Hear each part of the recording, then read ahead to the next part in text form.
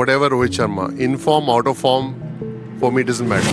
जो विराट और रोहित का है ना, तो वो एक अलग से प्रेशर है. Whatever format it is, India Pakistan always looks like a big game. It is the mother of all battles. There's nothing bigger than this. कि जी एक प्लेयर भी है ना मैच का पासा पलट देता है. You're feeling the pressure. This is what separates the men from the boys. भाई जो आपने पूछा था, is it going to once again become Pakistan की बॉलिंग और इंडिया की batting?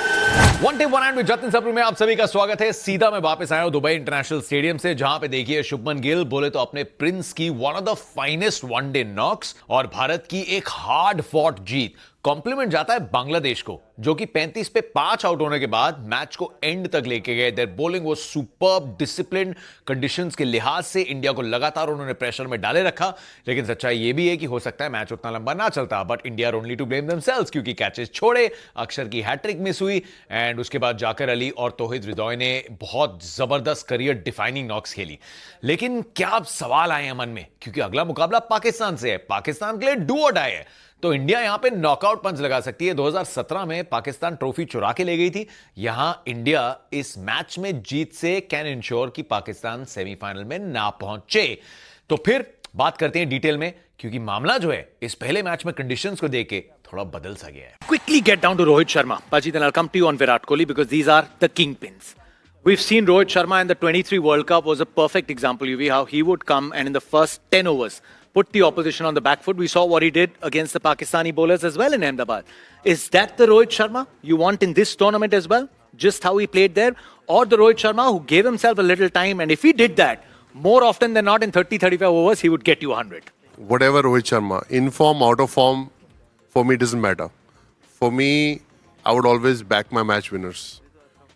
In ODI cricket, white ball, he's been the biggest match winner as a batsman, along with Virat, or can name other batsmen Yourself. as well. No, but I'm just saying in terms of strike rate, Yeah. okay? If Rohit bats, if he's in bad form and he gets runs, he'll score 180 balls, like you saw last game, right? I guarantee you, if he was in good form, he would have scored the 160 balls. That's his quality. Because once he gets going, he's not hitting fours, he's hitting sixes. And he's been one of the best players of short balls. You know, if someone's bowling 150, 145 clicks, he is so good that he will hook you. So that's his quality as a batsman.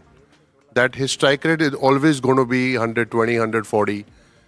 And if he comes back, obviously, you know, when you get older, it's harder to be as good. You compare yourself with the last 5 years. You know, that strike rate will always be there, but sometimes consistency won't be there. But Rohit Sharma on his day is going to win you the game. जी भाई जो आपने पूछा था, is it going to once again become Pakistan की bowling और India की batting? क्योंकि India की बैटिंग पहला जो टंकी की चोट पे नाम आते हैं, we know 2 of white ball इस फॉर्मेट में स्पेशली बादशाह जो रहे हैं, विराट कोहली, रोहित शर्मा. जितने रन बनाए हैं, जितने हंड्रेड्स बनाए हैं, लेकिन would Pakistan also be equally planning and thinking about Shubman Gill, Shreyas Iyer, Hardik Pandya, जिनकी हल्की सी नाम ली थी कि रोहित और विराट का साथ देने के लिए भी, डू यू थिंक इंडिया की जो बैटिंग है वो सिरदर्दी बन सकती है पाकिस्तान की बॉलिंग का मैच के हर फेज में? नहीं, इसमें कोई शक नहीं है क्योंकि जी ये सारे प्लेयर्स बहुत अच्छे हैं, लेकिन जो विराट और रोहित का है ना, तो वो एक अलग से प्रेशर है. वो इसलिए क्योंकि जी इन्होंने ये 20-20 साल से परफॉर्मेंस करते आ रहे हैं, और इनकी ये नए लड़कों की जो उनकी परफॉर्मेंस में भी ना इन लोगों का बहुत हाथ है. और जिस टाइम ये अगर जल्दी आउट होते हैं ना, एक तो आपके इंडिया के ड्रेसिंग रूम में ना फ़र्क पड़ेगा, और जो पाकिस्तान की टीम अंदर होगी ना, उनके मोराल बहुत ऊपर चले जाएंगे. तो ये फ़र्क पड़ेगा. अब ऐसा नहीं है कि जी इन दोनों के नाम है ना, नए लड़के वो कर लेंगे, बहुत अच्छे हैं, बहुत टैलेंटेड हैं, और जिस तरह का वो खेल रहे हैं कोई शक नहीं कि वो इनकी जगह लेंगे. लेकिन अभी उनको टाइम है इस चीज़ का. इसी तरह पाकिस्तान में जिस टाइम बाबर आउट होता है ना, तो दूसरी टीम की बॉलिंग एकदम चढ़ती है पाकिस्तान पे, और पाकिस्तान के ड्रेसिंग रूम में थोड़ा सा आता है कि जी वो नीचे जाता है. तो ये प्लेयर्स की ना ये सालों साल की परफॉर्मेंस है. अगर रोहित और ये कोहली से अगर किसी को कंपेयर करेंगे ना, तो वो सही नहीं है कि नहीं, कंपैरिजन तो बिल्कुल नहीं, कंपैरिजन नहीं है. और इनके गिर्द है ना बहुत बैटिंग रिवॉल्व करती है, क्योंकि अगर हम रेवलरी की बात कर रहे हैं ना पाकिस्तान की बॉलिंग की, और तो सारों से पहले अगर नाम लिया जाएगा वो इन दो के लिए जाएंगे. और उसके बाद जो इंडिया की स्ट्रेंथ रही है ना, अगर आप रिकॉर्ड उठा के देखें जो मैं देख रहा हूँ, फिर ये जो नीचे से ऑलराउंडर्स है ना, इनकी परफॉर्मेंस बहुत है, जिस तरह शाहिद ने कहा ना कि चिप इन करना है, सारे पाकिस्तान के प्लेयर्स ने अपना अपना रोल अदा करना है, तो इनके कोई बहुत बड़ी परफॉर्मेंस नहीं है कि जी इन्होंने कोई 100 कर दिया हो या कोई 70 कर दिया हो, लेकिन जो 30-30 40-40 करते हैं ना, वो बड़े क्रूशल मौके पे आके करते हैं, बहुत अच्छे स्ट्राइक रेट से करते हैं, तो वो प्रॉब्लम बनती है।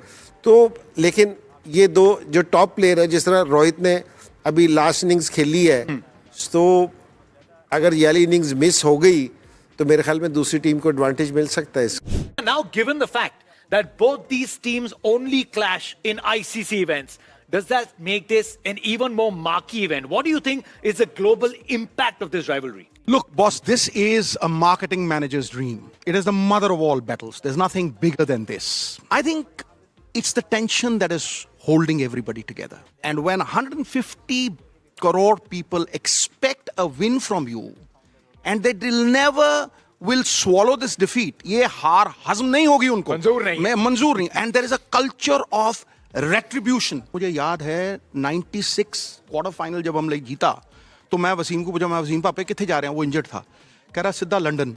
मैं कहा वो की गल वापस नहीं जा रहा, कहना वापस नहीं, मैं 6 महीने जाता। जो समझ रहा है, 6 महीने वो वापस नहीं गया। That is the kind of feeling, and personally this game is played more between the ears than it is between the hands. It's a psychological battle. There's plenty of nervous energy floating around, but the side that converts it into positive energy is the side that will win. UV, looking at the format of this tournament, it's a tournament which is, also something that suits one-day cricket. Every game has a context. You lose one, you're probably looking at a very tricky road to the semi-finals.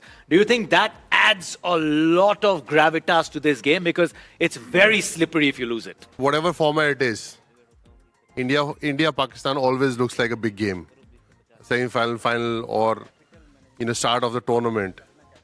You're feeling the pressure. You don't want to lose that game because it builds momentum. If you win that game, gives you confidence. So I just feel if India Pakistan both are playing, they both are going to come prepared.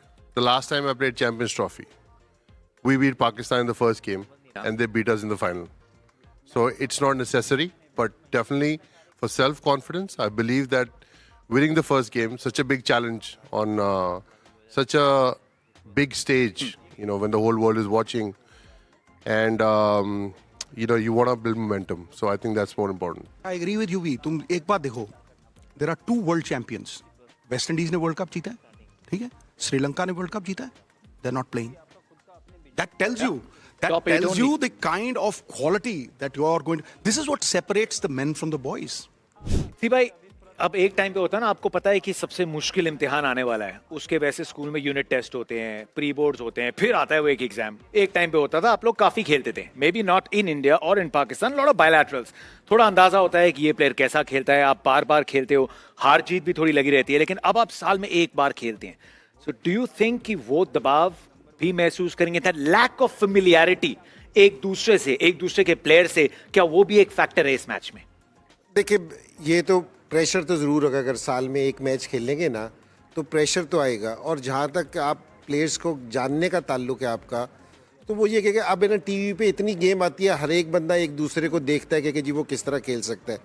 अब जो मैं महसूस पहले करता था कि जिस तरह पहले है ना टीम गेम के तौर पे हम लोग लेते थे कि जी किसका बैलेंस, टीम का बैलेंस अच्छा है। अब जब से बहुत ज़्यादा T20 हुआ है ना, तो इंडिविजुअल पे भी गेम आ गई है कि जी एक प्लेयर भी है ना मैच का पासा पलट देता है। इंडिया की जो पिछली फतवात थी ना, वो इसलिए था क्योंकि इनके पास जो 5, 6, 7 पे जो 3 प्लेयर्स थे ना, ऑलराउंडर जडेजा, हार्दिक पांड्या और ये जो प्लेयर्स थे, इनका क्योंकि ये इसको बैकबोन कहते हैं, ये बड़ी मजबूत थी। तो जिसका टीम का बैलेंस अच्छा होगा ना, अब तो वो मेजर रोल अदा करेगी कि जी यहाँ, और स्पेशली जिस टाइम मैचेस सब कॉन्टिनेंट में हो रही हो ना, तो ये नंबर है ना मेजर रोल अदा करते हैं। तो अब भी ये है कि जिस टीम का बैलेंस अच्छा होगा ना, तो वो आपको है ना मैच जितवाएगी।